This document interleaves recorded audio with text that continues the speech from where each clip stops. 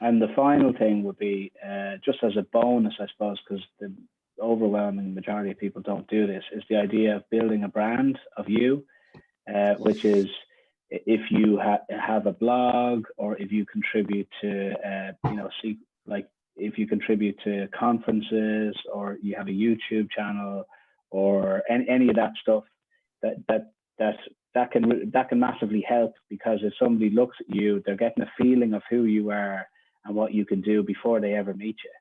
So it's more of you really want to put yourself in the position of the hirer and say, well, if I have 3 or 4 people in front of me and one is standing out because, sure, this guy gives conferences and does everything, and he'll know how to talk in front of people, whatever it is, because there's often like unspoken requirements, which is, I want this guy to be coherent.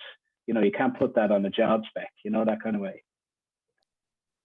So yeah, it kind of comes back to the point we were discussing around LinkedIn and around personal brands. I think the market is, for a lot of jobs, it's really busy at the moment. I think, and it goes for candidates and clients. Like there's a hell of a lot of choice if you're a client, but between candidates, there's a hell of a lot of choice if you're a candidate. For the majority of roles, there's always opportunities out there on both sides of the fence. I think, ultimately, you want to do something that will help you stand out. And I think having a good personal brand is something that does take time and it does take work, and it can seem like it's not having the desired effect, especially when you start doing it. But if you're regularly contributing on LinkedIn, if you're regularly, if you've got a GitHub, and that can be, particularly in the IT world, that can be quite good to showcase some of your some of your skills and some of what you can offer to clients.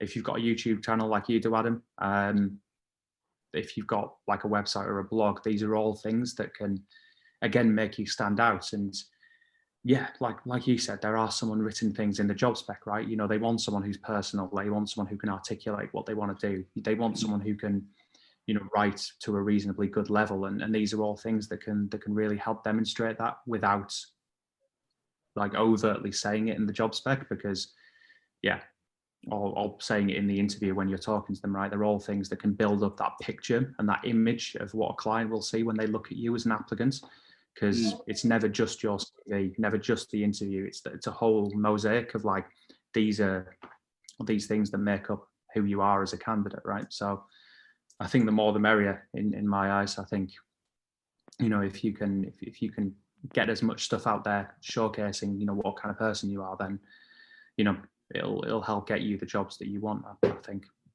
Okay, right. Well, thanks very much for your time today, Paul. And we'll pick it up. We'll pick up this series with more in-depth analysis of each of the points as both of us have time over the coming weeks. Right. Thanks very much. Bye bye. Cool. All right.